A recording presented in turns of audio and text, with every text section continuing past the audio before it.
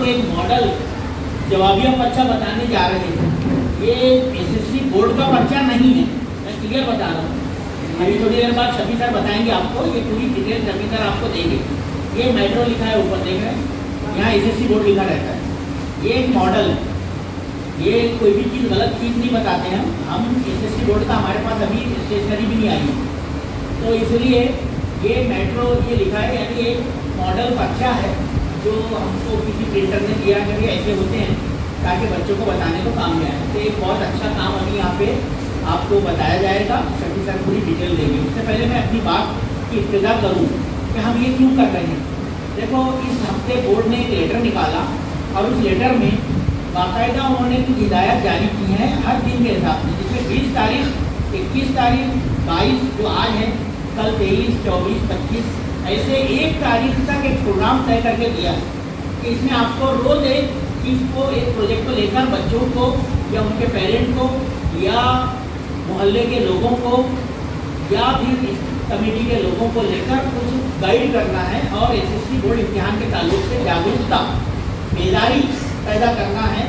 और उसमें क्या जिम्मेदारियाँ बहैसियत तालिब इल्म के, बहैसियत वालिदैन के, सरपरस्त के, बहैसियत टीचर के या बहैसियत समाज के फर्द के, लीडर के या जो बड़े लोग होते हैं मोहल्ले के, उनके क्या है, किस तरीके से वो काम करेंगे ताकि बच्चों का इम्तिहान अच्छे से भी हो, साथ ही साथ इस दौरान में बच्चे पूरी ईमानदारी का मुजाहरा करें, बढ़ते, और इसके लिए एक माहौल बनाया जाए।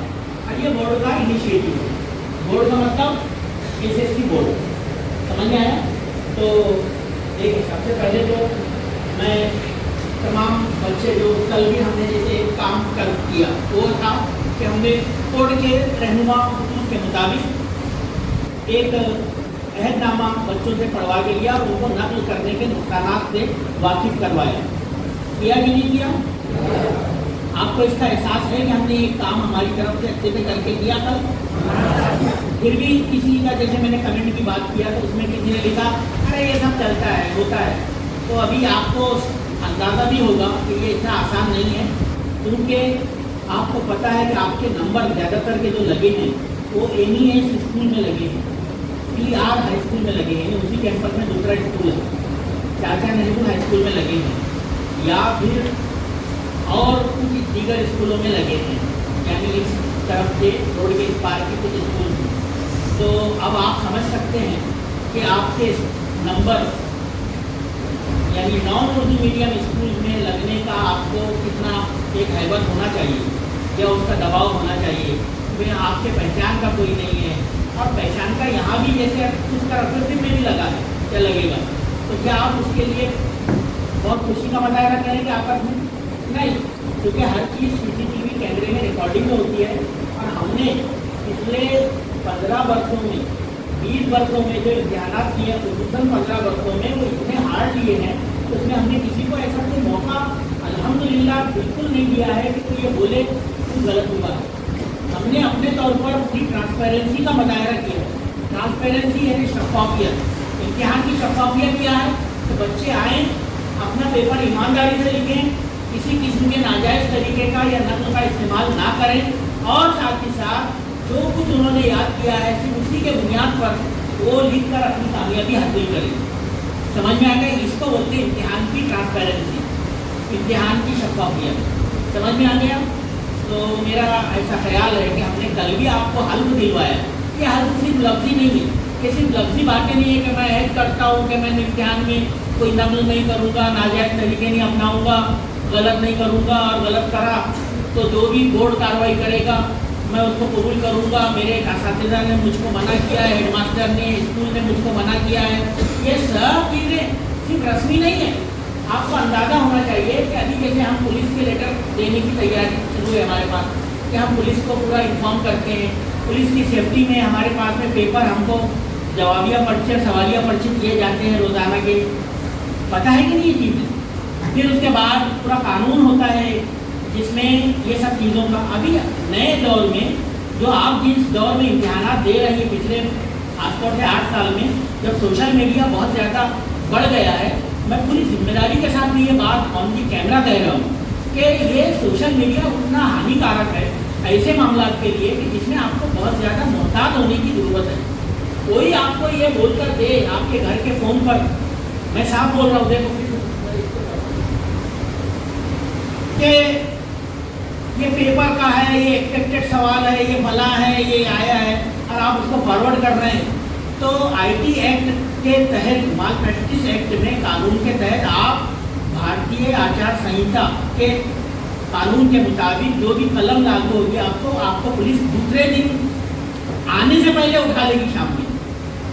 ये तजर्बात भी है यहाँ के शहर के। इस शहर में 2 साल 4 साल पहले कोविड के बस एक ही साल में ये वाक़या हो चुका है। तो इसलिए मैं आपको मिसालें नहीं देना चाहता हूँ, वो नागवार वाक़यात हैं, इसलिए हम उसको याद रखते हुए, लेकिन किसी को ऐसा बता के कि ऐसा कोई वाक़या होता है ये सब करना नहीं। लेकिन अलर्ट क्यों कर रहे हैं कि ऐसा हुआ तो आप अंजाम भुगतेंगे, हमारी उसमें कोई जिम्मेदारी नहीं होगी। तो अगर आप ईमानदारी का मुजाहरा कर रहे हैं तो अपने आप को सेफ रखते हुए चलिए। मैं पढ़ूंगा, ज़्यादा से ज़्यादा वक्त मेरा पढ़ाई में जाएगा, मेरा जो भी राइटिंग वर्क है वो मैं अगर अभी तक नहीं है तो कुछ नोट मेरे बाकी है वो पूरी करूँगा। 21 नहीं है मैंने लिया तो वो अभी मैं खरीद लूँगा, 21 खरीद लूँगा। साथ ही साथ कोई गाइड मेरे पास नहीं है तो मैं वो खरीद लूँगा। ये तमाम चीज़ें रखेंगे आप। जैसे 21 का और गाइड का मतलब मैंने यहाँ जिक्र किया, ये 21 और गाइड क्यों होते हैं? ये 21 और गाइड कोई नकल के लिए नहीं है, बल्कि टाइम पर आपको बहुत सारी चीज़ें ऐसे बड़े पब्लिकेशन वाले एक्सपेक्टेड उनके तजर्बात के मुताबिक या उनकी जो टीम होती है उसके तजर्बात के मुताबिक वो निकाल के देते हैं कि इसमें से बहुत सारी चीज़ें आएंगी या बदल से थोड़ा बहुत आएगी। तो कई बार ऐसा होता है, इसीलिए उसको 21 जो है बहुत फेमस है नॉलेज सीरीज का। ये आपकी पढ़ाई के लिए बहुत अच्छी चीज़ है, बहुत अच्छी चीज़ है। तो अब जो खर्च नहीं करेगा, मैं नहीं खर्च करना चाहता हूँ, मैं नहीं खरीदूंगा, मुझको कोई मतलब नहीं है इन चीज़ों से, फिर आप उसका नुकसान उठाएंगे। और एक बात मैं बोल रहा हूँ, ये ज़िंदगी का पहला अहम इम्तिहान है, एसएससी बोर्ड का इम्तिहान। कल भी ये बात हुई कि आप अगर यहाँ पर अच्छे से पास हो जाते हैं तो यहीं से आपको बूस्ट मिलेगा, एक नया हौसला मिलेगा कि आप आगे बढ़े। नहीं यार मैं ये पास कर सकता हूँ तो ज़िंदगी में आगे बढ़ूंगा और मैं कहीं पर रुकूंगा नहीं, अब पीछे मुड़कर नहीं देखूंगा। तो जो अच्छे बच्चे हैं, सिंसियर हैं, उनके पेरेंट्स जिम्मेदार हैं, उनकी पढ़ाई के बारे में आते जाते उनको पूछते रहे हैं, उनके ताल्लुक से तो हम अल्हम्दुलिल्लाह बेफिक्र हैं। लेकिन मैं उनको भी यहाँ अलर्ट करूँगा कि आप भी कोई गलत तरीकों का इस्तेमाल बिल्कुल ना करें, उससे बचें, क्योंकि आपकी ज़िंदगी खराब हो जाएगी और कोई नहीं कर पाएगा। एक वकील के बच्चे का मैटर था जिसमें माल प्रैक्टिस में नाम आया और वो वकील होकर उसको यानी गायब होना पड़ा। फिर वो सब अंदर होनी कार्रवाई हुई, क्या क्या हुई, पुलिस की इन्वेस्टिगेशन हुई और खासबात है कि जो बच्चा है उसका, वो बच्चे का पूरा करियर तबाह हो गया एजुकेशनल, क्योंकि वो नहीं पढ़ पाया, क्योंकि 5 साल के लिए उसको डिमांड कर दिया गया और उसके बाद वो बच्चा नहीं दे पाया इम्तिहान। समझ में आ रहा मैं क्या बोल रहा हूँ? तो आप समझ रहे होंगे कि मैंने कितना आपको एक बहुत ही भयानक नतीजे से आगाह किया अगर आप अमल नहीं करते हैं। तो जहाँ पर सेंटर पे जाएं, ईमानदारी का मुजाहरा करें, पूरी मेहनत करके पढ़ के जाएं, कितना और एक भी सवाल ना छोड़ें, कुछ ना कुछ लिख कर आए। जो पेपर में अगर आपको नहीं आता तो जवाब को लिखें कुछ ना कुछ उस पर। और ऐसा होना नहीं चाहिए कि आपको ना आए इतने इसके बाद में साल भर की और 10 साल की मेहनत के बाद में जो लिख नहीं पा रहा है, इसका मतलब उसका क्या मेयार होगा तालीम का। देखो यहाँ पे बच्चों ने अच्छे रिजल्ट ला के स्कूल का नाम रोशन किया माजी में, और आप अगर ये सब नहीं करते हैं इसका मतलब आप नुकसान उठाने वाले हैं, अपने आप को ख्वार करने के साथ साथ स्कूल को भी बदनाम करेंगे, अपने वालिदैन को भी बदनाम करेंगे। तो ऐसा कोई काम बिल्कुल ना करें। समझ में आ गई बात आपको? क्या करेंगे अभी आप? पढ़ाई करेंगे, पढ़ाई भी आप रेगुलर करेंगे। सवालिया पर्चा जो आपको जवाब हल करने के लिए बताया जाएगा अभी थोड़ी देर में, तो आप उसको बहुत ईमानदारी के साथ सुनेंगे। पहले तो पूरी ध्यान से तवज्जो दें, फिर उसके बाद में उसके मुताबिक घर पर लिख कर प्रैक्टिस करेंगे। लिख कर प्रैक्टिस, जो आपके पास अब नोटबुक बच गए हैं वो खाली पेजेस का इस्तेमाल क्या है, अभी इम्तिहान तक कम पड़ जाना चाहिए वो कि यार मेरे वो खाली पेज भी भर गए। तो आप लिख कर प्रैक्टिस करो, लिख कर जो लिख कर प्रैक्टिस करेगा वो मेरे पास अगले जून में मई में आएगा कि सर आपने जो मशवरा दिया था उसकी वजह से मैं ना ज़्यादा मार्क्स ले पाया और मेरा डिस्टिंक्शन आया या मेरा 80 या 85 या 90 तक पहुंचा। जो लिख कर प्रैक्टिस करेगा, चाहे वो उर्दू हो, अंग्रेजी हो, मराठी हो या अरबी हो, साइंस हो कि मैथ्स हो कि तारीख जोग्राफिया हो, जिसने लिख कर प्रैक्टिस किया वो कामयाब होगा और अच्छे नंबरों से कामयाब होगा। और जिसने लिख कर प्रैक्टिस नहीं किया, सिर्फ जुबानी याद करके बैठा, तो एक तो उसके दिमाग का कोई भरोसा नहीं है कि उसका दिमाग उस वक्त कहाँ है, तो वो कुछ नहीं कर पाएगा। ये मैं आपको आज इम्तिहान के ताल्लुक से वाज़ेह हिदायत दे रहा हूँ। तो कितने लोग अभी आज उम्र करते हैं कि हम जो भी याद करेंगे वो लिख कर याद करेंगे। यानी मैंने एक बार जुबानी पढ़ा, 2 बार जुबानी पढ़ा, फिर मैंने जहन में दोहराया, अब मैं उसको लिखने को बैठा। पहले मैं देख कर लिखता हूँ जहाँ पे जवाब है वो गाइड में है या तो आपके नोटबुक में है, फिर उसको मैं जुबानी लिखने की प्रैक्टिस करता हूँ फिर से 2 बार। तो ऐसे करके मजमून, लेटर, बड़े जवाब, शॉर्ट नोट वगैरह वगैरह हर चीज़ के या फार्मूले मैथ के या इंग्लिश के ग्रामर के आइटम या मजमून, ये सारी चीज़ें आप लिख कर प्रैक्टिस करेंगे। कितने लोग अभी ये वादा करते हैं कि ये लिख कर करेंगे वो आज से? Very good. इनको बताओ सर, उधर कैमरे में बताओ।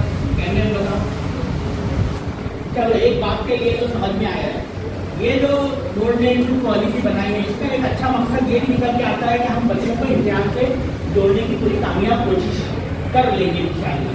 अभी भी कोई है तो इनसिंसियरिटी का मुजाहरा कर रहा है कि मेरे घराने से ही कानून है।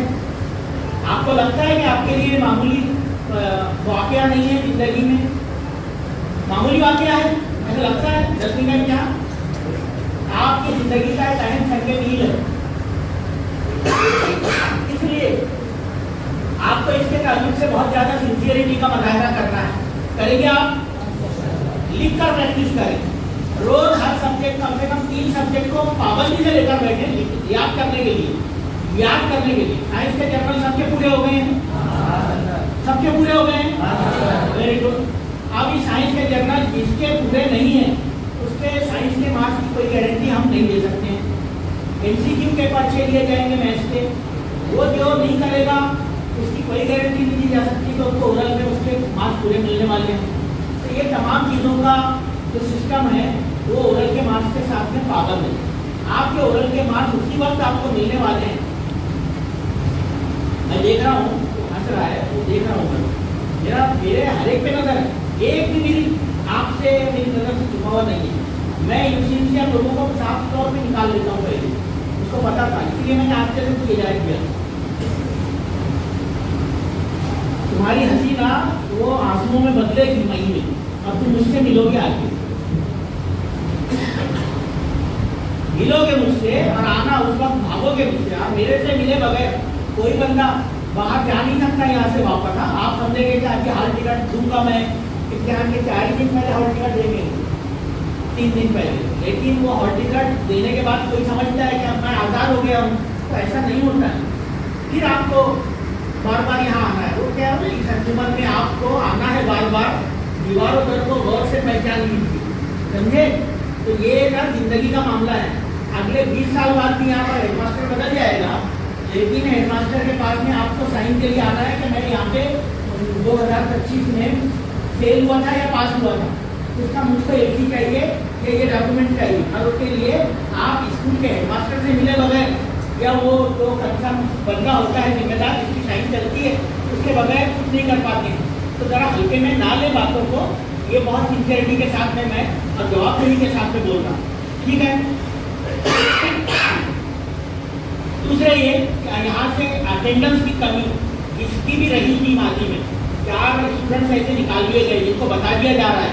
मैं ऑन कैमरा बोलने का मतलब ये है कि उनको ये मालूम हो जाना चाहिए कि 4 स्टूडेंट इतनी हिदायत के बावजूद भी अटेंडेंस उसकी बेहद कम है, जिसमें उनके फॉर्म वापस आ गए हैं और उनका वो हॉल टिकट का मैटर पेंडिंग हो गया है। इस वजह से अब वो 4 स्टूडेंट जो भी है वो 10th B के हैं और एक ही है उसमें एक C का भी है, तो वो सारे मैटर को अलग कर दिया गया है।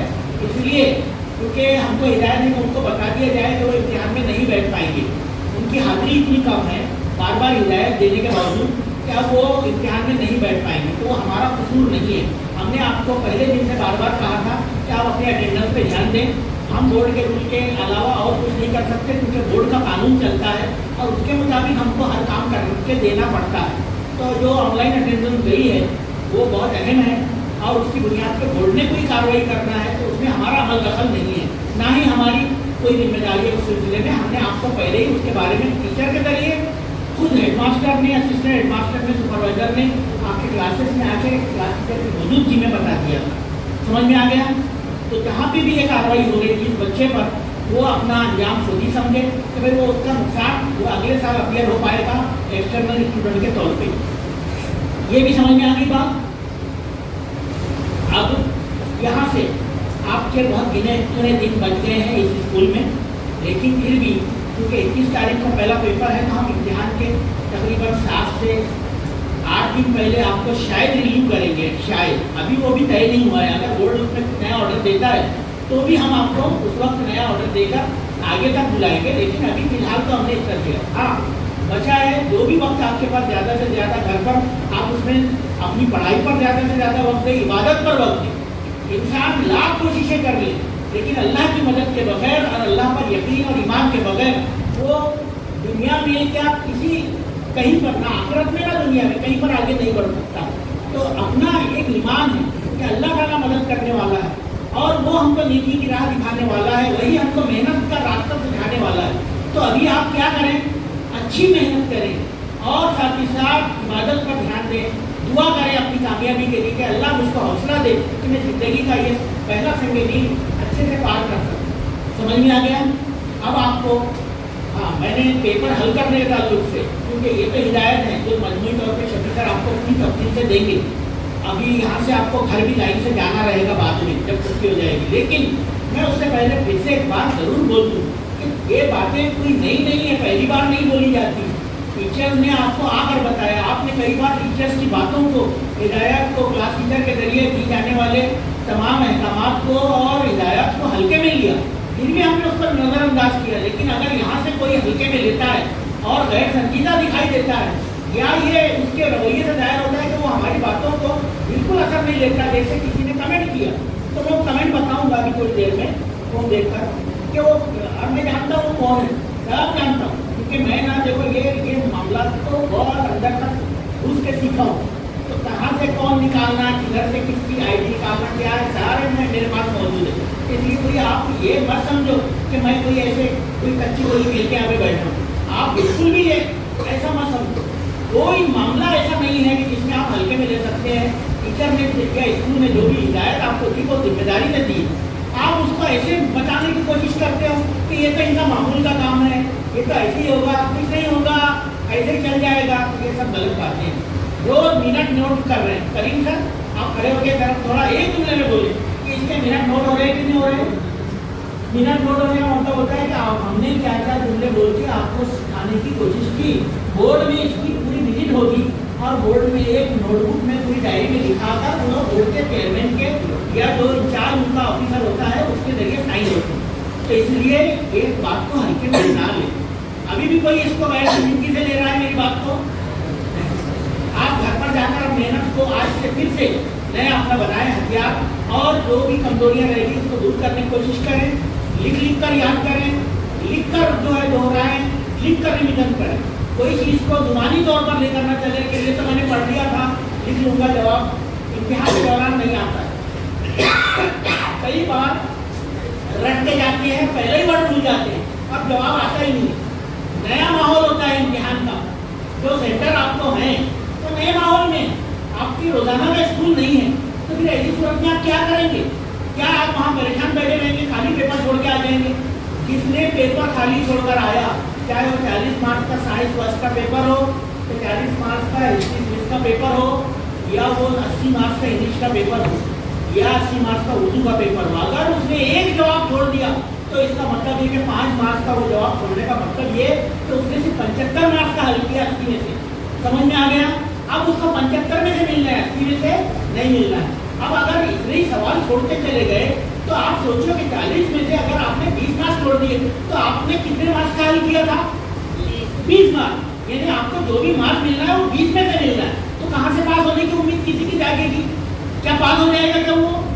तो इसलिए आप अभी भी अपना वक्त जो है पढ़ाई में दें।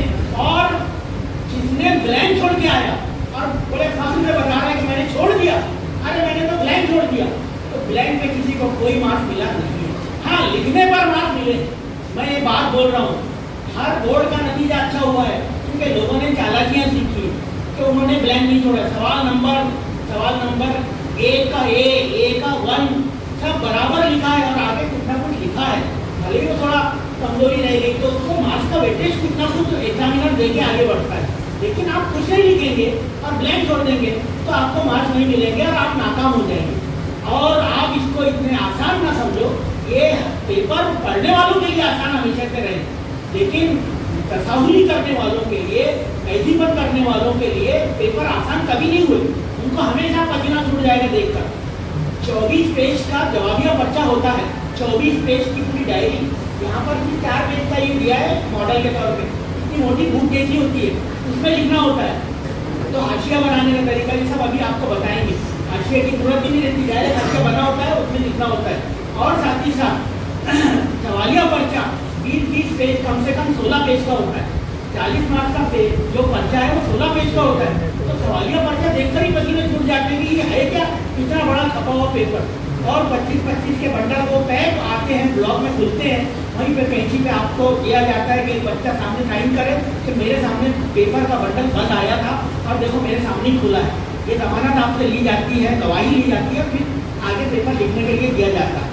अब रहा आगे पेपर लिखने का एक मॉडल, तो ये अक्षर आपको पूरा बताएंगे। इसमें पेपर का अपना सीट नंबर लिखने का सबसे अहम तरीका वो होता है कि आपके पास हॉल टिकट है, उसमें देखकर वर्ड में और फिगर में नंबर यहाँ पे आपको लिखना होता है। फिर इसके बाद इन्विजिलेटर आके चेक करेगा पेपर का नाम, सब्जेक्ट का नाम। पेपर फर्स्ट है तो फर्स्ट, सेकंड है तो सेकंड। उर्दू मीडियम हर जगह आएगा, लेकिन साइंस और मैथ्स में इंग्लिश मीडियम आपको लिखना होगा। सेमी इंग्लिश नहीं, बल्कि कौन सा मीडियम? English medium. ये मैं ए वालों के लिए बोल रहा हूँ, और बी सी वालों के लिए सब जगह पर क्या लिखा जाएगा? चाहे इंग्लिश का पेपर हो तो भी बी सी वाले क्या लिखेंगे? उर्दू मीडियम लिखेंगे। मराठी का पेपर में भी क्या लिखेंगे? उर्दू मीडियम लिखेंगे।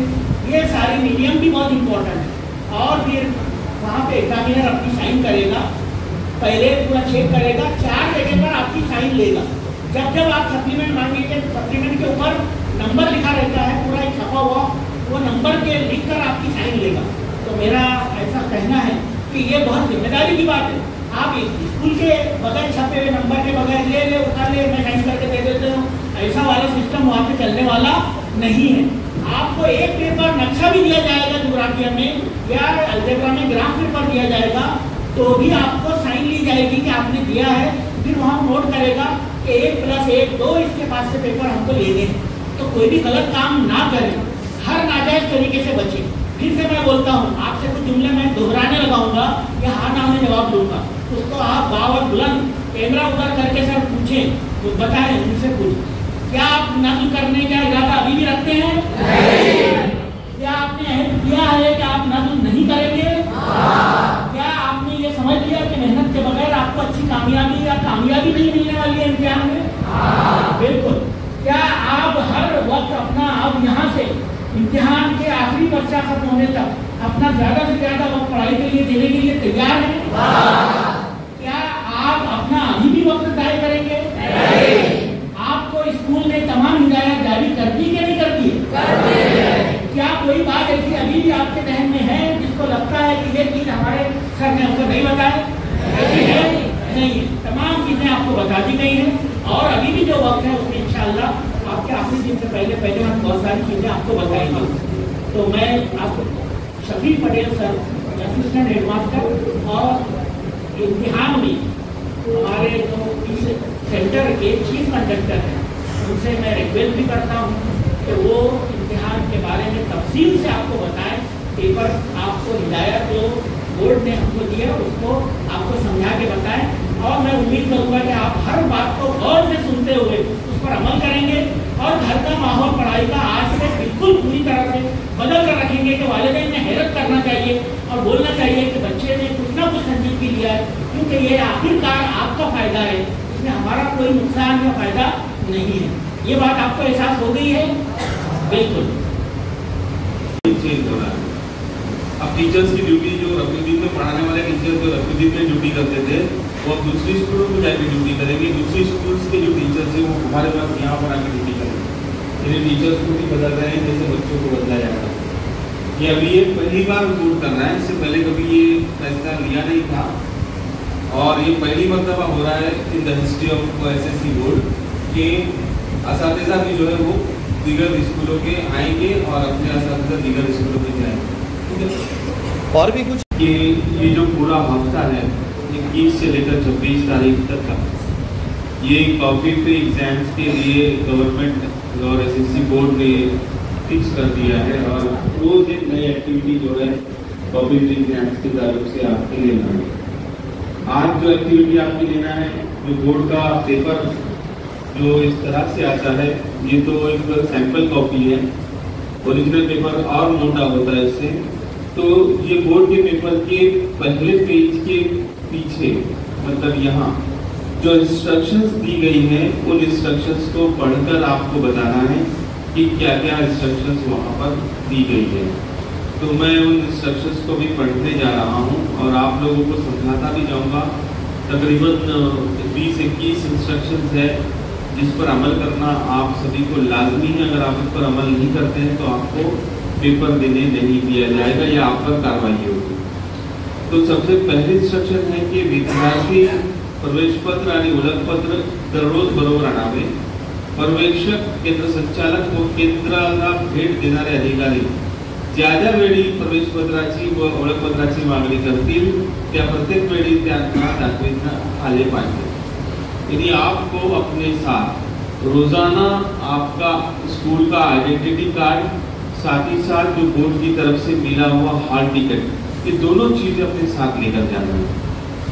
और वहां जाने के बाद अगर आपको गेट पर गेट कीपर, क्लास में जाने पर एग्जामिनर या फिर उस बिल्डिंग कंडक्टर या चीफ कंडक्टर या फिर बोर्ड की तरफ से विजिट देने वाले ऑफिसर्स, इनमें से कोई भी आपसे दोनों चीजें तलब कर सकता है और आपको जब वो मांगे तो आपका काम है चुपचाप आपका आइडेंटिटी कार्ड और आपका हॉल टिकट दोनों निकाल कर उनको दे दे ताकि वो चेक करके अपना इत्मीनान कर लें।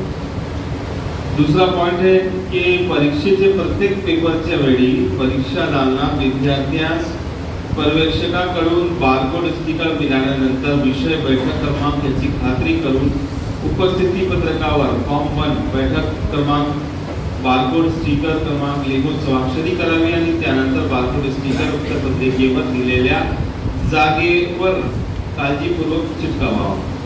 अभी क्या होगा आप लोगों को ये जो दिखाई दे रहा है यहाँ पर आपके द्वारा ये साइज का आपको छोटा सा स्टिकर जो है वो एग्जामिनर देगा।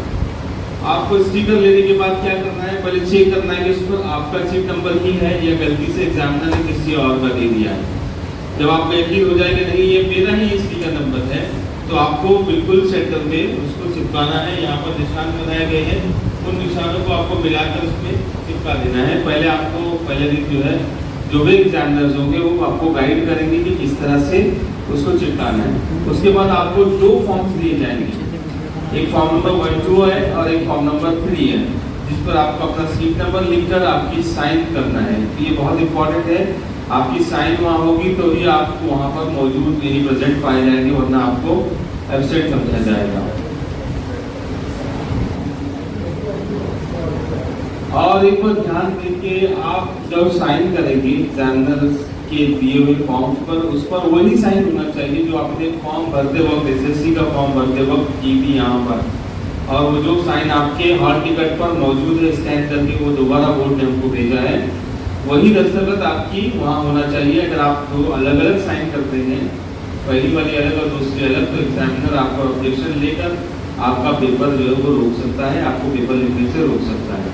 इसलिए आप वही साइन करेंगे जो आपने बोर्ड का फॉर्म भरते वक्त की थी और जो साइन आपके हॉल टिकट पर मौजूद है, और एक साइन आपके पेपर पे भी होगी।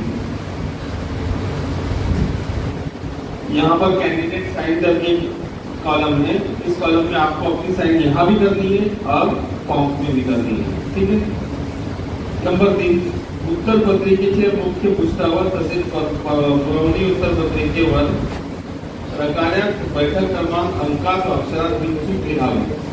अब आपको सर ने कहा कि इस पर आप लोगों को जो है एग्जाम सीट नंबर लिखना है, यहाँ पर आपका सेंटर नंबर लिखना है, यहाँ पर आपका एग्जाम सीट नंबर लिखना है, वो आपको फिगर्स में भी लिखना है और इन वर्ड्स में भी लिखना है ना।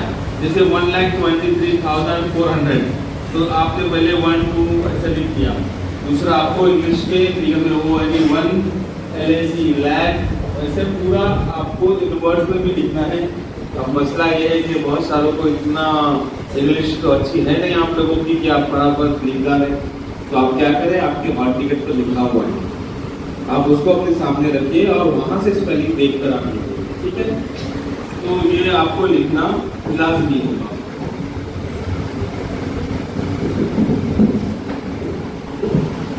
समझ में आया आपको यहाँ वाला पॉइंट?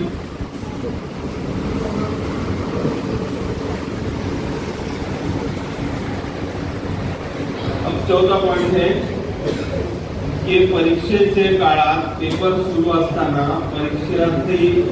परीक्षार्थ्यांना परीक्षा केंद्राबाहेर जाण्याची परवानगी दिली जाणार नाही। अब जैसा कि आप लोग देखते हैं हमारे मोक एग्जाम में भी हम लोग यही तरीका इस्तेमाल करते हैं कि एक मरतबा आप एग्जाम हॉल में आ गए तो आपको दोबारा जाने की इजाजत नहीं होगी। बहुत मुसीबत है, आपको बहुत ज्यादा पेशाब आई है या कोई और दिक्कत है तो थोड़ी देर के लिए एग्जामिनर आपको बाहर भेज सकता है, लेकिन आपके साथ हो सकता है कि कोई प्यून आए या कोई और जिम्मेदार आए, तो आप अलबत्ता स्कूल बिल्डिंग जो है एग्जाम के दौरान बिल्कुल छोड़ नहीं सकते। हमने कल भी आपको बताया कि आप जब पेपर देने जाएंगे, आपके पेपर का वक्त है सुबह 11 बजे का, आपको 10:30 बजे अंदर लेकर पेपर दिया जाएगा। 11:15 बजे तक आपको जो है वो 10:30 बजे आपके हाथ में आपकी आंसर कॉपी दी जाएगी। 11:15 बजे आपको क्वेश्चन पेपर दिया जाएगा। तो 11:15 से 11 का जो 10-15 मिनट का वक्त है उसमें आपको क्वेश्चन पेपर पढ़ना है, लिखना नहीं है।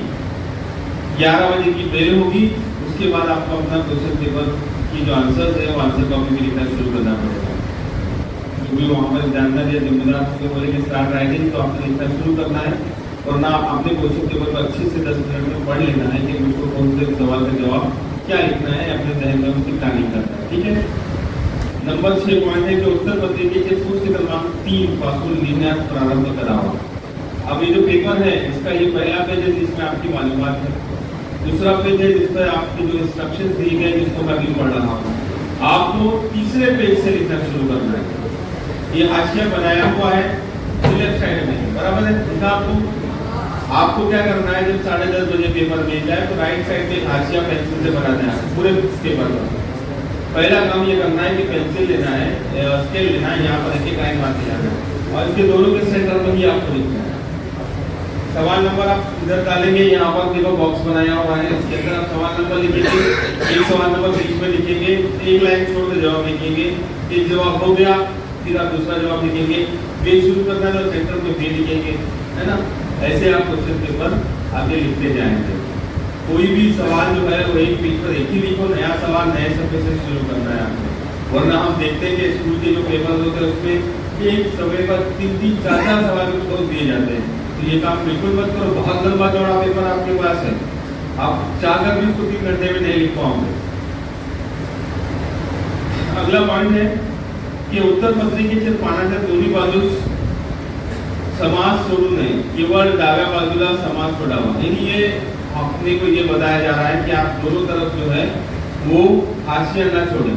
लेकिन मैं आपको एक इंस्ट्रक्शन दूंगा क्योंकि हम उर्दू मीडियम से हैं और राइट टू लेफ्ट लिखते हैं, ये लेफ्ट टू राइट लिखने वालों के लिए हाशिया बनाया हुआ है ना, मराठी के लिए, हिंदी के लिए या इंग्लिश के लिए। हम लोग यहाँ से यहाँ लिखते हैं तो हम लोग हाशिया यहाँ बनाना चाहते हैं, तो आप उसको जरूर बनाएं। नंबर 9 पॉइंट है कि पर्यवेक्षकाकडून घेतलेली उत्तरपत्रिका व पुरवण्यावर पर्यवेक्षकाची स्वाक्षरी असल्याची खात्री करून घ्यावी। तसेच उत्तरपत्रिकेसोबत जोडलेले पुरवण्याची संख्या उत्तरपत्रिकेचे मुख्य पृष्ठावर बिनचूक नोंदवावी। यानी आप जो पर्यवेक्षक है, जो एग्जामिनर है आपका, इन्विजिलेटर है, उसने आपको जो आंसर कॉपी दिया है उस पर उनकी दस्तखत होना लाजमी है। इनके वो अगर वो तो खुद से आगे करेंगे जिम्मेदारी से, अगर वो नहीं करते हैं, भूल जाते हैं, तो आपको उनको बोलना है कि सर मेरे पेपर पे साइन नहीं हुई। इसके अलावा जब आप कोई नक्शा या ग्राफ पेपर मिलता है आपको, तो उस पर भी उस पर्यवेक्षक की या उस एग्जामिनर की दस्तखत होना चाहिए। और आप जब यहाँ पर नीचे लिखा हुआ है सप्लीमेंट अटैच्ड, यहाँ पर बकायदा कॉलम है, इसमें आप जो है 1+1 तो आपकी एक कॉपी हो गई, इसके साथ में आपने जितने सप्लीमेंट लगाए, जैसे 1 लगाया, 2 लगाया, 3 लगाया, तो 1+3 = 4 ये लिखना बहुत जरूरी है। अगर ये नहीं लिखेंगे तो आपका सप्लीमेंट काउंट जो है वो नहीं होगा, ठीक है। और कोशिश करेंगे कि सप्लीमेंट पर भी दस्तखत हो चुकी है, उसकी खातिरी आपको करना है। तो यकीनन आपको वो देखना पड़ेगा कि हमारे पेपर पर दस्तखत है या नहीं, क्योंकि लिखने में आप कभी कभी इतने मजबूर हो जाएंगे कि आपको उसका होश नहीं रहेगा कि क्या लिखना है क्या नहीं लिखना है। 10वां पॉइंट है की प्रश्न पत्रिका मिळताच प्रश्न पत्रिकेचं वरील भागावर प्रत्येक पृष्ठावर उजव्या बाजूस स्वच्छ बैठक क्रमांक नोंदवावा। आपको जैसे ही सवालिया पर्चा मिलेगा, होता क्या है, सवालिया पर्चे पर लिखना बिल्कुल मना है। कुछ बच्चे लिख लेते हैं, कभी कभी चेंज हो जाता है, और मेरा तो मैंने कुछ नहीं लिखा, लेकिन मेरा सवालिया पर्चा जो इस बच्चे के पास चलेगा, इसका मेरे पास आया, इसने अपने सवालिया पर्चे पर लिखा हुआ है, तो जो कार्रवाई होती है सवालिया पर्चे पर लिखने को उस पर होती है। इसलिए आप अपने आप को सेव करने के लिए क्या करो, कोने में जो है बॉक्स बने हुए रहे थे सवालिया पर्चों के, उस पर अपना सीट नंबर चिमटे के साथ पहले डाल दीजिए, ताकि आप यकीन हो जाएगा कि ये सवालिया पर्चा मेरा ही है, किसी और का नहीं है। हाँ, और उसके ऊपर लिखना नहीं है, ये बात क्लियर हो गई है। अभी को बात में सभी तस्करा बताए कि उसके ऊपर सवालिया पर्चे पर एक लफ्ज भी लिखा नहीं जाएगा, क्योंकि जैसे ही कोई विजिट होगी या कभी इनके कोई एग्जामिनर का मिजाज अलग है जो घूम रहा है आपके ब्लॉक में, या फिर बोर्ड की विजिट में, तो सबसे पहले ऑफिसर बोर्ड के या एजुकेशन डिपार्टमेंट के आएंगे, वो आपके उस पेपर को उठाकर सबसे पहले सवालिया पर्चे को देखेंगे कि आपने वो सवालिया, आपका सीट नंबर उसमें लिखा है कि नहीं, और कुछ लिखा हुआ है क्या।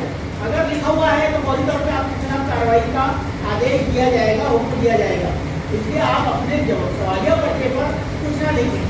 हाँ, आप रस काम कर सकते हैं, कहाँ, अपने जवाबिया पर्चे के आगे वो आएगा।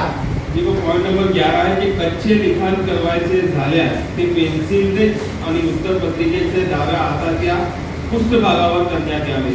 सुट्ट्या कागदावर अथवा प्रश्नपत्रिकेवर कच्चे लिखाण करण्यात येऊ नये आणि त्या पृष्ठावर कच्चे लिखाण स्पष्ट उल्लेख असावा।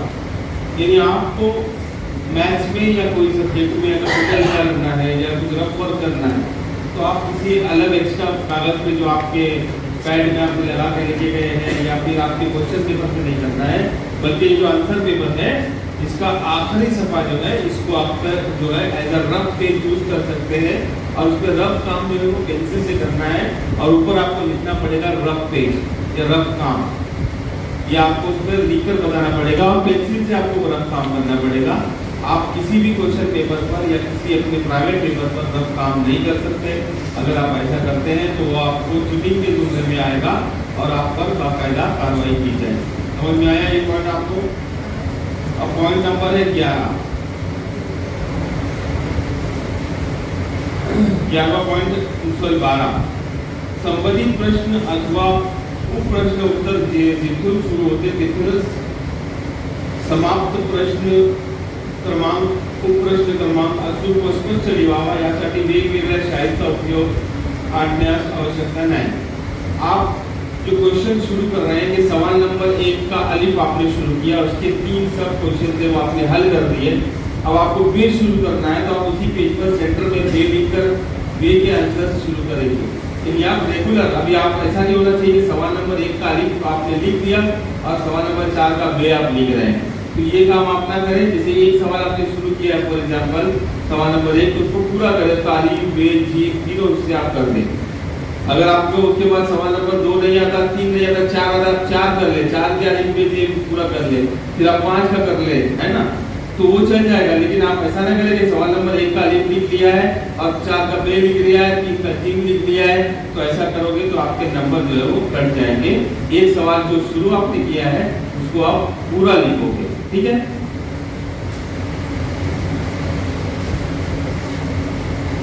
अगला पॉइंट है की परीक्षेच्या पत्राचा काही भाग सोडला असेल अथवा शाईट बदल करावा लागला असेल अथवा कोरा भाग सोडल्यामुळे त्या ठिकाणी निळ्या काळ्या शाईने रेख मारली असेल, अशा ठिकाणी परीक्षकाची स्वाक्षरी करू नये। बच्चों में एक बात होती है कि या तो अपना पहले तो आपको एक ही पेन से पूरा पेपर लिखना है। बहुत ज्यादा जरूरी है कि आपका पेन बंद ही पड़ गया है तो आप दूसरा पेन शुरू दे सकते हैं, लेकिन आप जब दूसरा पेन की शुरुआत करेंगे तो आप वहाँ पर एग्जामिनर की साइन ना ले, उससे साइन करने के लिए जिद ना करें। वो साइन नहीं करेंगे क्योंकि बोर्ड ने साइन करने से उनको मना किया हुआ है। और कोशिश करें कि आप ब्लैक पेन से लिख रहे हैं तो ब्लैक पेन से लिखे, ब्लू पेन से लिख रहे हैं तो ब्लू पेन से ही लिखे। ऐसा ना हो कि आधा पेपर आपने ब्लू पेन से लिखा है, आधा ब्लैक से लिख रहे हो, ऐसा कभी ना करें। बिल्कुल गलती से लाल पेन का इस्तेमाल आंसर पेपर में ना करें, ठीक है। गुलाबी, ग्रीन, बीच में कलर बदलना, मैं ये नंबर सवाल नंबर इससे लिख देता हूँ, ऐसा चल जाएगा, हो जाएगा, अच्छा लगेगा, खूबसूरत लगेगा, ये सब गलत। तो यहाँ पर पॉइंट नंबर 15 लिखा हुआ है कि परीक्षार्थी उत्तर पत्रिकेवर निळ्या अथवा काळ्या शाईचा उपयोग करावा, अन्यथा मजकुरात गुण देने जाना नहीं। अगर आप ब्लैक या ब्लू पेन के अलावा किसी तीसरी कलर की स्याही का इस्तेमाल करेंगे तो आपको मार्क्स नहीं दिए जाएंगे, आप 0 मार्क्स पाएंगे। इसलिए कोई भी कलरफुल पेन का इस्तेमाल आप बिल्कुल ना करें, ठीक है। समझ में आई है ये बात? यहाँ तक समझी आपकी बातें कि सो रहे हैं मतलब आप लोग? क्या बोला मैंने अभी तक? हाँ,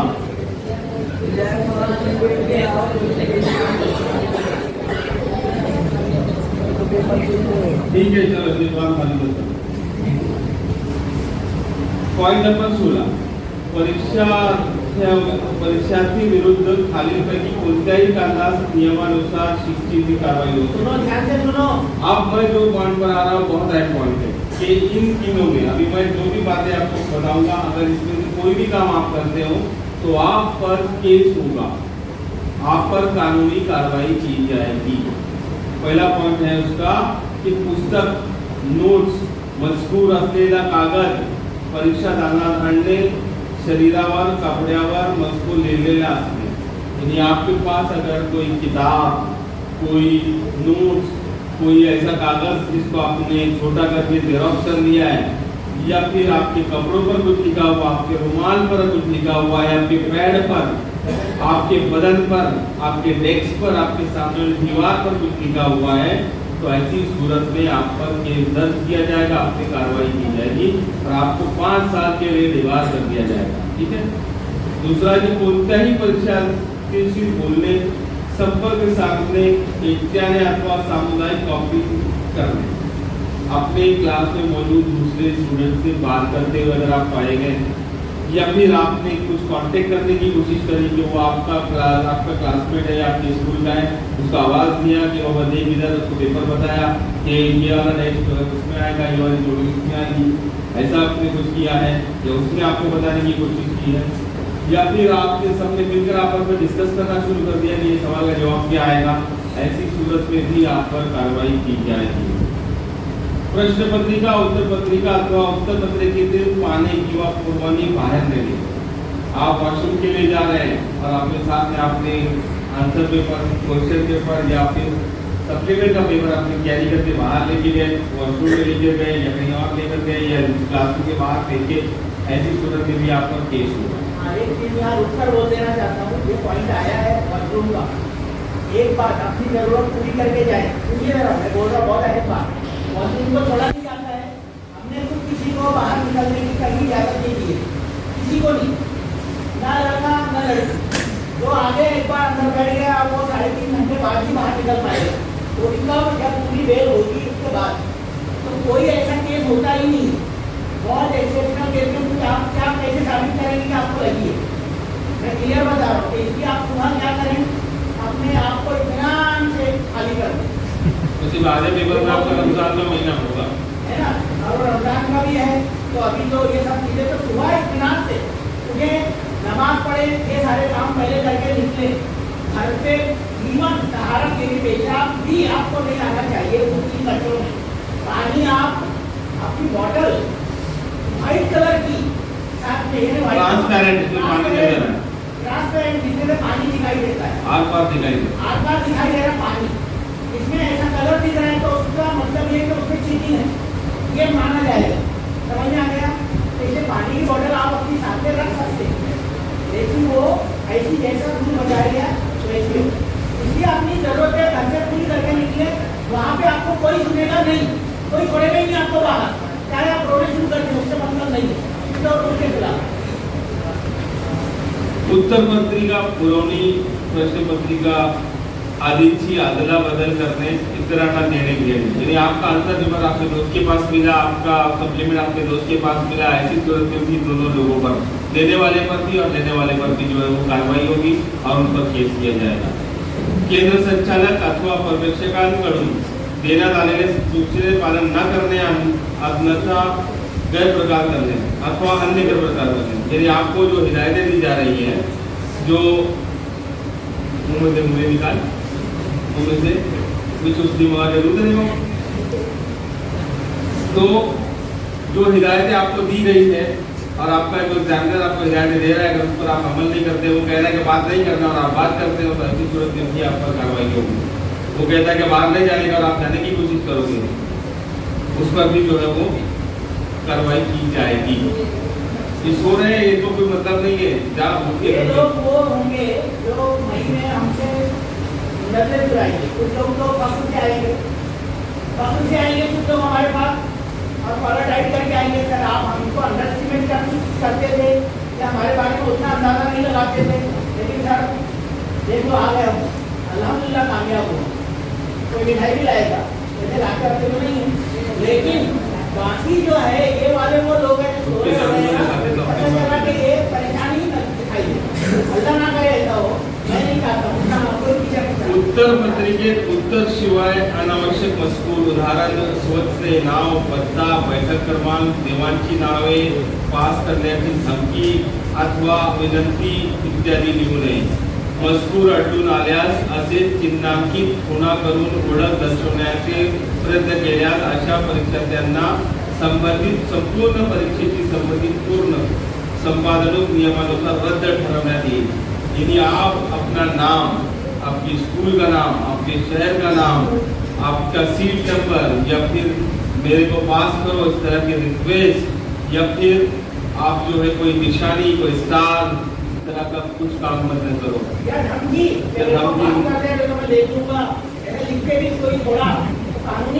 कानूनी कार्रवाई अगर एग्जामिनर ने पेपर चेंज करते वक्त आपकी कंप्लेंट करते हैं तो आपका रिजल्ट जो है वो आएगा नहीं, 5 साल तक के लिए वो दीवार हो जाएगा। ये सब बहुत अहम चीजें हैं जिसके बारे में यहाँ बताया जा रहा है। फोन नंबर कोई अगर लिख रहा है इसका मतलब एक पूरा कानूनी गिरफ्त में है, समझ में आ रहा है कि ये काम बिल्कुल ना करें जो मना किए जा रहे हैं। जरा थोड़ा सा अपनी आंखें खुली रखकर सुन ले ये बातें, बहुत काम की बातें हैं, बाद में पछताना नहीं। देखो, परीक्षा सुरू झाल्यानंतर पहिल्या 30 मिनिटात आणि परीक्षा संपण्यापूर्वीच्या 10 मिनिटात विद्यार्थ्यांना वर्गाबाहेर जाता येणार नहीं। यानी जब आपको आंसर पेपर दिया जाएगा उसके पहले 30 मिनट तक, यानी 11 बजे से लेकर 11:30 बजे तक और आखिरी 10 मिनट तक आपको चाहे पेशाब आए, टॉयलेट आए, जो भी आपकी जरूरत हो, आप किसी भी इमरजेंसी के लिए आपके क्लासरूम से बाहर नहीं जा सकेंगे। आपको पेशाब के लिए जाना है तो आधा घंटा होने के बाद ही आप जा सकेंगे, आप आखिरी 10 मिनट में नहीं बाहर जा सकेंगे। तो ये बात आप ध्यान रखें, जाने से पहले अपने जहन में ये बात होनी चाहिए। प्रत्येक पेपर संपण्यापूर्वी 10 मिनिटं अगोदर इशारा घंटा होईल। त्यानंतर विद्यार्थ्यांचे उत्तरपत्रिका वापरण्यात खाकी रंगाचा फलकराख स्टिकर दिलेल्या जागेवर बरोबर चिटकावा। सदर फलकराख स्टिकर उत्तरपत्रिकासह शेवटी अंतिम घंटा होईल। ते अंतिम घंटा होताच उत्तर लिहिणे बंद थांबवावे आणि मूळ उत्तरपत्रिका व पुरवण्या बांधण्यात खात्री करावी। त्याचप्रमाणे मुख्य पृष्ठावर एकूण पुरवण्याची नोंद करण्यात यावी आणि पर्यवेक्षकांचा सर्व उत्तरपत्रिका गोळा करण्यापर्यंत परीक्षार्थी आपले आसन सोडू नये। देखो क्या है, जब आपको 10 मिनट आपके पेपर के खत्म होने में बचेगी तो एक वार्निंग बेल बजेगी। वार्निंग बेल बजेगी तो उससे वार्निंग बेल बजने से पहले ये जो आपका पेपर है ये साइज का काला होलोग्राफ आएगा, इस साइज पे लगाया जाएगा ब्लैक कलर का। तो होलोग्राफ स्टिकर आपको दिया जाएगा, वो होलोग्राफ स्टिकर आखिरी 10 मिनट से पहले आपको चिपकाना है। इसके अलावा आपको आखिरी 10 मिनट में जो पुरौनी है, मतलब जो सप्लीमेंट्स है उसको बांधना है और सप्लीमेंट की तादाद को यहाँ लिखना है। और जैसे ही फाइनल बेल बजेगी, लॉन्ग बेल होगी, विदिन अ सेकेंड आपको स्टॉप राइटिंग करना है, आपको लिखना बंद करना है। और ऐसा मुझको तो लगता नहीं कि 3 घंटे तक लिखने वाले महारथी आपके बीच में कुछ लोगों को छोड़कर मौजूद होंगे। आपका 30 घंटे का पेपर है और मैं समझता हूँ हमारे यहाँ 2 घंटे में पेपर करने वाले भी मास्टर मौजूद है। परीक्षार्थ्यांना प्रवेश पत्र ओळखपत्र दुरुपयोग कोणी परीक्षा काळात करेल त्याचे संबंधित विद्यार्थ्यांचे वर्तन जामीन अपात्र व दाखल पात्र गुन्हा आहे, दोन्ही संबंधीचा विरोध नियमानुसार कार्रवाई केली जाए।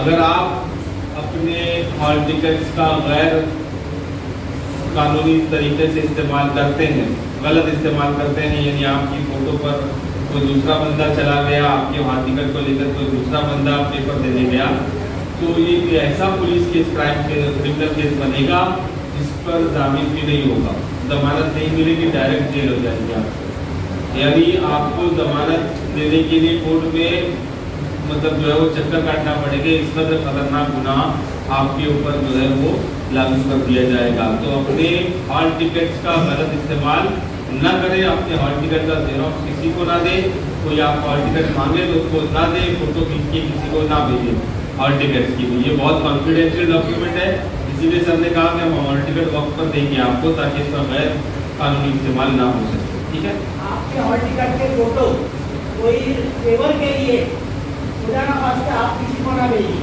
तो फला टीचर मेरा पहचान का है, मैं उसको बताता हूँ, मेरा कुछ मदद कर देगा, मैं हॉल टिकट भेजा हूँ, किसी के फोन में मिल गया और उसके ऊपर कोई मामला आ गया तो आप मुफ्त में फंस जाएंगे। तो बाद में पुलिस कार्रवाई की तफ्तीश होती है, सबको उठाया जाता है, धीरे धीरे पुलिस तक पहुँचती है। ये वाकयात मैं कुछ तजर्बात की रोशनी में बता रहा हूँ। ये आप इसको अभी हल्के में नहीं लेंगे, जिसने भी इसको हल्के में लिया, अगर खुदा ना खास्ता हो गया तो फिर बाद में मेरा नाम लेकर बोलेगा तो बोल रहे थे वो, लेकिन हमने नहीं सुने थे। इसलिए मैं बोल रहा हूँ कि किसी के इसमें ऐसा फोटो खींच के भेज देता हूँ, वो मदद करने वाला है, ये है। कुछ पेरेंट भी ऐसी नासमझी कर डालते हैं कि ये है भला है, ये भेज दो, तो ऐसा नहीं चलता है। ये सब गुनाह है, क्राइम है, जुर्म है ये, और ये IT एक्ट में भी फंस जाता है। IT एक्ट कानून है पूरा, और साथ ही साथ यानी आप मोबाइल के जरिए गलत प्रचार दुष्प्रचार कर रहे हैं, वो कानून बनता है, साथ ही साथ जो करने कानून बताया वो भी बनता है। इसके अलावा विषयाच्या उत्तरपत्रिकेत स्केच पेनचा वापर करता येणार नाही आणि आकृत्यांसाठी साध्या पेन्सिलचा वापर करावा। यानी आप स्केच पेन जो होता है ना, ब्लैक कलर की पेंसिल यूज कर रहे हैं, तो वो ना करें। आपको अगर ज्योमेट्री का फिगर बनाना है या साइंस का कोई फिगर बनाना है तो आप पेंसिल से बनाएंगे, सादा जो पेंसिल आती है हमारे, आप उसके लिए स्केच पेन या कोई कलर पेन का इस्तेमाल बिल्कुल नहीं करेंगे। ठीक है, ये काम उसके लिए एक्टिविटी जो होते हैं, मराठी में अंग्रेजी में एक्टिविटी होती है, मराठी में कुर्सी होती है, या उर्दू में वो सरगर्मी होती है, खाका डायग्राम राइटिंग वगैरह। तो आप समझते हैं कि मैं इसको खूबसूरत बना दूंगा, कलरफुल स्केच पेन या कलर पेन का इस्तेमाल कर दूंगा, जबकि आपको पहले ही हिदायत दी जा चुकी है कि आपको वो सब कुछ ब्लू या ब्लैक, तो एक कलर का पेन आप इस्तेमाल कर रहे हैं उसी से करना है। अगर आपने स्केच लगा दिया, गुलाबी पेन लगा दिया, लाल लगा दिया पेन, तो आप थक गए वहाँ पे, और आउटपुट का अच्छा करने की बजाय गलत हो गया, मार्क भी नहीं मिलेंगे बल्कि केस गलत बनेगा। विद्यार्थ्यांना परीक्षागृहात पॉकेट कॅल्क्युलेटर या तत्सम इलेक्ट्रॉनिक्स उपकरणांचा वापर करता येणार नाही। आप लोगों को एग्जाम के दौरान जो है कैलकुलेटर, मोबाइल फोन्स या फिर स्मार्ट वॉच या कोई और तरीके का जो है वो डिवाइस इस्तेमाल करने की कतई इजाज़त नहीं होगी। अगर कोई इनमें से कुछ भी चीज़ लेकर जाता है और एग्जामिनर उसको पकड़ता है तो उस पर सीटी की वाला केस जो है वो लगा दिया जाएगा। समझ रहे ना आप मेरी बात को? स्मार्ट वॉच नहीं ले जाना है आपको, कोई डिवाइस नहीं ले जाना है, मोबाइल फोन गलती से नहीं लेकर जाना है, और कोई ऐसा कैलकुलेटर जिस पर आप टोटल कर सकते हो वो भी आपको साथ में लेकर नहीं जाना है। लॉक टेबल मंडला ने अधिकृत दिलेले वापरावे व परत करावे।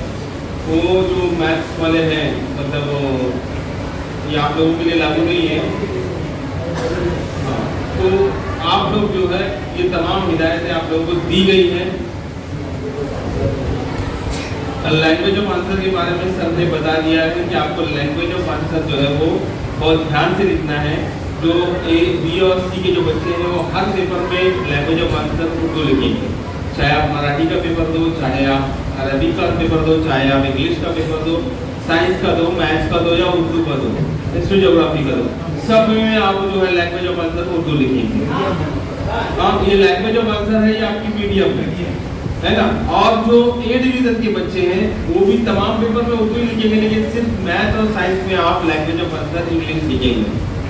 अलजेब्रा ज्योमेट्री के पेपर में साइंस फर्स्ट और साइंस सेकंड के पेपर है, 4 पेपर में आप सिर्फ लैंग्वेज ऑफ आंसर को इंग्लिश लिखना है आपको, बाकी ये तमाम पेपर में आपको लैंग्वेज ऑफ आंसर उर्दू लिखना है। ये सबको क्लियर हुआ ये बात मेरी लैंग्वेज ऑफ आंसर के बारे में? ए डिवीजन वाले कौन से पेपर में जो है वो इंग्लिश लिखेंगे? मैथ्स के दोनों पेपर में, एक पेपर में, और साइंस के गुड। इंग्लिश में क्या लिखेंगे? हाँ, ये खास बात है सबके लिए।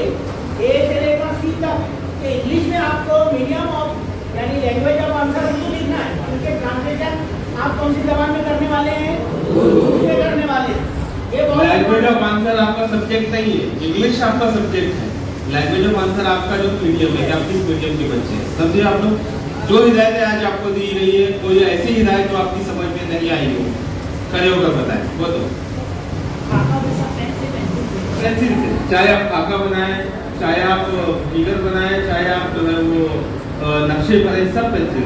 टोटल जितनी एक्टिविटी आप करेंगे, ज्योग्राफी में नक्शे बनाएंगे आप, उर्दू में और अंग्रेजी में आप खाके बनाएंगे, या फिर आप मैथ्स में जो है वो फिगर्स बनाएंगे, ये तमाम चीजें पेंसिल से होगी। पेंसिल के अलावा कोई भी चीज का इस्तेमाल नहीं होगा, ठीक है? और किसी का कोई डाउट है? सब डाउट क्लियर हो गए? सोने वालों की नींद खत्म हो गई? अभी एक चीज और बोल रहा हूँ मैं, जैसे मैं पूछता हूँ, देखो मैं बार बार बहुत जिम्मेदारी से पूरी टीम को लेकर आ रहा हूँ बार बार आपके सामने, और अभी और आऊँगा। कल और कुछ 2-3 अलग मैटर है, कल और परसों इस पर कुछ बात होगी, लेकिन आप जो एब्सेंट हो रहे हैं बीच में, ये नुकसान उनका है। और हाजिरी जो है आखिरी दिन भी जाने वाली है, ये 21 जनवरी को, और शायद 1 फरवरी को आपका एक प्रोग्राम रख रहे हैं हम। मैंने बताया कि बहुत बड़े मोटिवेशनल स्पीकर आने वाले हैं, और ये सब चीज़ें सिखाएंगे फिर से। लेकिन वो एक बात और आपको पूछने वाले हैं कि भाई आपको हमने ट्रेन किया कि नहीं किया? आपके टीचर ने आपको किन किन मौजूदात पर नफ्सियाती ट्रेनिंग दी, या आपको अपने खतरात से आगाह कैसे किया, या आपको अपने सब्जेक्ट की मालूमात कैसे दी, या जो उनका सिलेबस पूरा करने का काम था वो उन्होंने किस अंदाज में पूरा किया? ये बीच में वो सवाल पूछने वाले हैं। तो क्या आपको कहीं ऐसा लगा है कि हमने कोई कमी अपनी तरफ से रखी है? नहीं, बिल्कुल नहीं। हमने अपने तौर पर हर काम पूरा करने की कोशिश की हमारे असातिज़ा ने, और हर चीज़ समझाने की और सिखाने की कोशिश पूरी कामयाबी के साथ में की है। इसलिए अब देखो आखिरी में 3 से 4 बातें पूछूंगा। मोबाइल फोन बहुत आसान हो गया है, स्मार्टफोन हर एक के पास में है, लेकिन ये एक नेमत है और जहमत भी है। तो जिस तरह से फायदा है, उसी तरह से आपके इम्तिहान के नुक्ते नजर से कभी कभी ये बहुत गलत साबित हो सकता है। इसके खतरात को आप समझ लें। इसलिए अभी भी आपके पास वक्त है कि आपको जो कुछ इम्पोर्टेंट किसी से लेना है या कुछ करना है, वो सब आप पहले अभी लेकर अपने नोटबुक में लिख कर रख लें, ताकि आपको पढ़ाई के वक्त आसानी हो। और पेपर के दरमियान 1 दिन का गैप कम से कम होता है, 1 दिन का गैप कम से कम आता है। अब कुछ पेपर में 2-2 दिन छुट्टी की वजह से गैप आता है। मेरी बात सुन रहे हैं आप? ये आपकी पढ़ाई को रिवीजन करने को या आपकी छूटे हुए कमजोरियों को दूर करने के लिए काफ़ी होता है।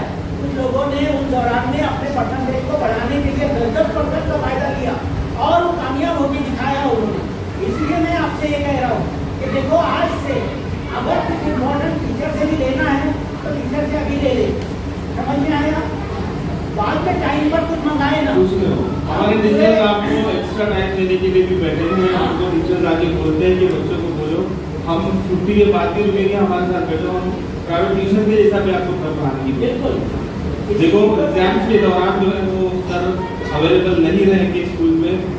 सर की बेटी की तस्वीर में तो सर यहाँ पर मौजूद नहीं रहेंगे, सर का फोन भी बंद रहेगा और फहीम सर भी मैं भी इंडिया में नहीं रहेंगे, आउट ऑफ कंट्री जाने वाले। मैं और बजाज सर यहाँ मौजूद है। हमारे नंबर्स आप लोग लेके रखो, कुछ भी मामला हो घबराने का नहीं, कुछ भी मसला हो घबराना नहीं, हमको कॉल करना है ना।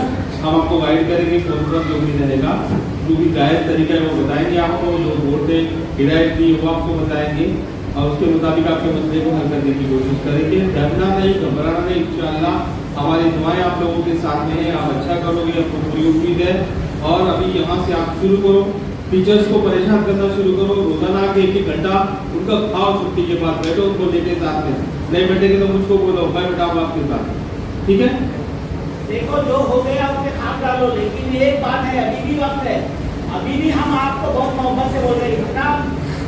इतना डिस्मूट किया है हमको आप लोगों ने कि कोई साल के बच्चों ने इतनी लापरवाही का मुजाहरा नहीं किया। कई बार पेरेंट को हमने बुलाया, रोज सुबह यहाँ बिठाया, लापरवाही इतनी कि अटेंडेंस बोलने पर भी कम रही। हमसे ज्यादातर बच्चों के अटेंडेंस का मसला यहाँ पे आ रहा है, लेकिन अभी भी मैं आपको बोल रहा हूँ कि वक्त अभी भी है।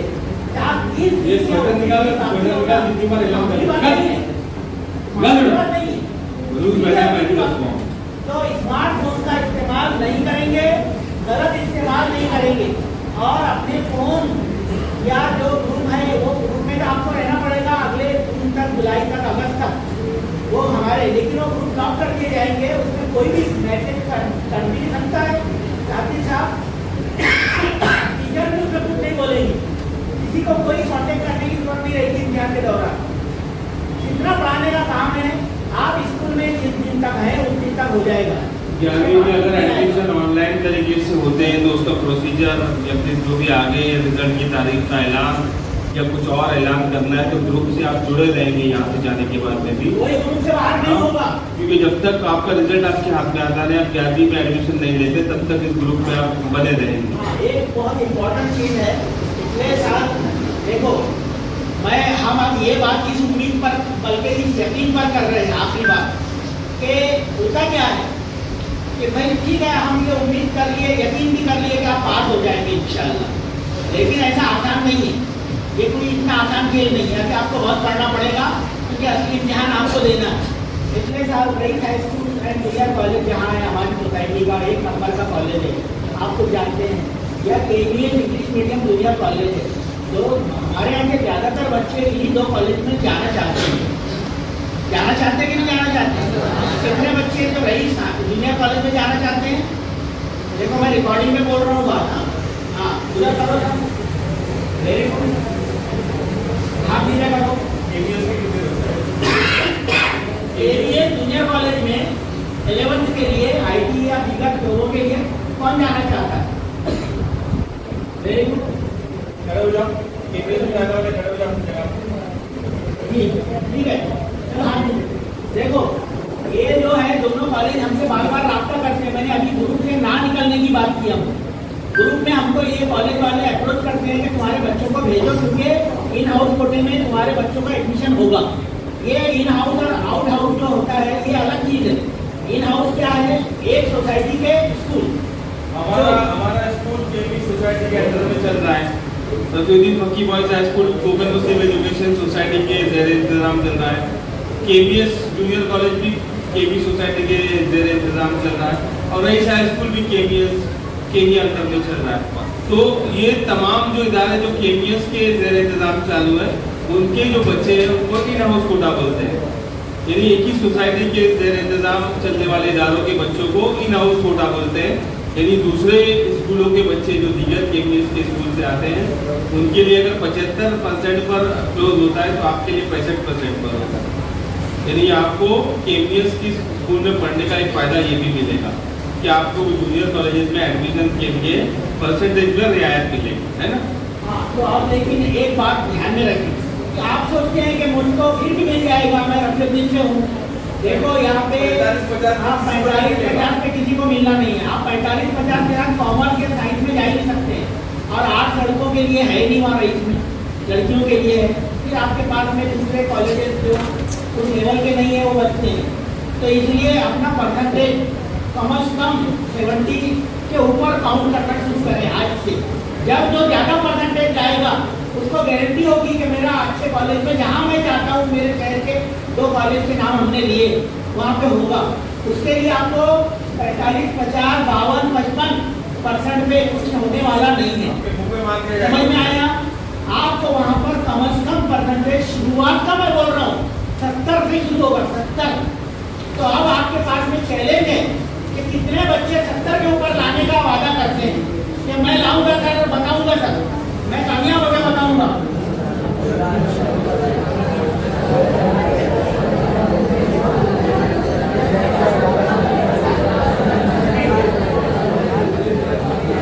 अल्लाह करे कि ये बाहर लोग जितने उठे थे ये सारे 70 के ऊपर जाए।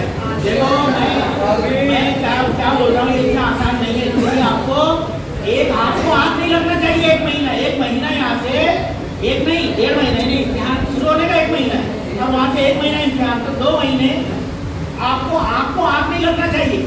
इतनी आपकी बेचैनी रहे कि नहीं यार मैं सिर्फ पढ़ाई। देखो जिंदगी में उसकी ने तरक्की की है, इससे तालीम हासिल की। हम आज इस मकाम पे क्यों बैठे हैं? हम भी कोई गाड़ी खींचते होते, रिक्शा चलाते हुए मिल सकते थे। हम भी कहीं पर मजदूरी करते हुए या प्लम्बिंग का काम करते हुए मिल सकते थे।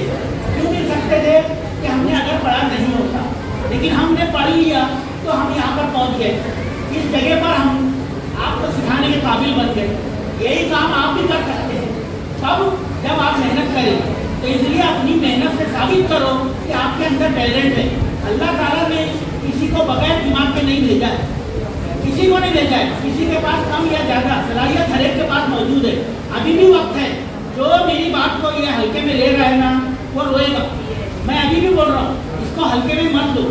आप अभी भी वक्त है, पढ़ाई शुरू करो। इंशाअल्लाह 70 के ऊपर परसेंटेज जाएगा। ये हाथ उठाना आपके लिए आसान साबित हो जाएगा, लेकिन उसको साबित करके बताओ कि मैं मेहनत भी कर रहा हूँ और मैं मेहनत करके बताऊँगा इंशाअल्लाह कि ये सारे के सारे जो मेरे बारे में बातें हो रही थी कि मैं नहीं कुछ कर सकता, मैं करके बताऊँगा। और इसके लिए आपको ग्रुप से बाहर नहीं निकलना है। कोई भी इम्तिहान होने के बाद ग्रुप नहीं छोड़ेगा।